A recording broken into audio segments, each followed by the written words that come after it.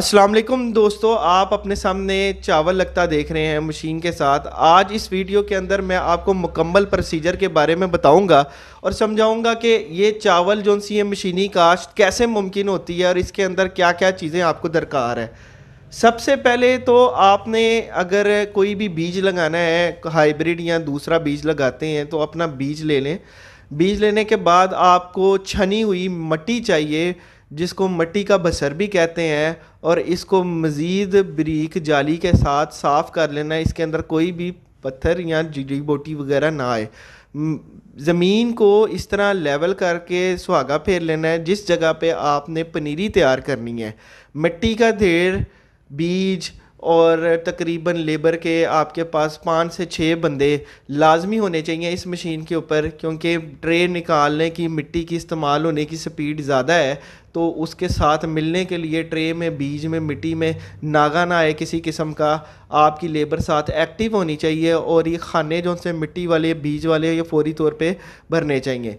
आप ये अपने सामने देख रहे हैं कैसे मशीन जो सी है मिट्टी की, बीज की, फिर मिट्टी की एक तय लगा के ट्रेन को नीचे बिछाती जा रही है। और ये फुली ऑटोमेटिक मशीन है जिसके अंदर कैमरा लगा हुआ है।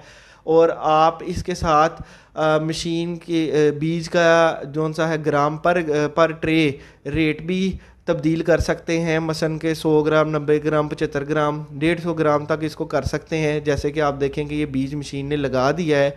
कैमरा लगा होने की वजह से अगर आपको का मशीन किसी चीज़ की रुकावट का शिकार हो गया, बीज और नहीं नज़र आ रहा, तो वो ट्रे के ऊपर मिट्टी आने की वजह से नहीं पता चल रहा, तो आप इसको कैमरा से भी देख सकते हैं। मिट्टी की जो सी तय है इस मशीन के अंदर, आप ये कैमरा भी देख सकते हैं, वो बारीक होनी चाहिए। बहुत मोटी मिट्टी की तय नहीं होनी चाहिए, वरना जोन सा है आपको मशीन जो ट्रांसप्लांटर है चावल लगाने वाली है, दुश्वारी का शिकार होगा। ये पहले दिन का जनाब पानी है, मिट्टी जो सा ट्रे के ऊपर पानी नहीं आना चाहिए, पानी नीचे से मिलना चाहिए। और आप देख लें दूसरे तीसरे दिन ये थोड़ा थोड़ा बाहर पनीरी फूटना शुरू हो गई है। और ये इसका अब आप देख सकते हैं कि 7-8 दिनों की पनीरी है। बीज जोन सा है वो ज़्यादा बाहर आना शुरू हो गया। ये तकरीबन 25 से 27 दिनों की पनीरी है। आप ट्रे से निकाल के इसको ऐसे फोल्ड करके रख सकते हैं। और बाद में आपने अपनी पैली के अंदर पानी छोड़ देना है और अगले दिन काश्त करनी है जब आपकी पैली में 1-1 इंच पानी रह जाए। ज़्यादा पानी होगा तो बूटा जो सा नहीं पकड़ सकेगा। ये मशीन की चलाई बहुत ही आसान है। मेन आपकी कामयाबी पनीरी के अंदर होनी चाहिए। इसको चलाना बहुत ज़्यादा आसान है।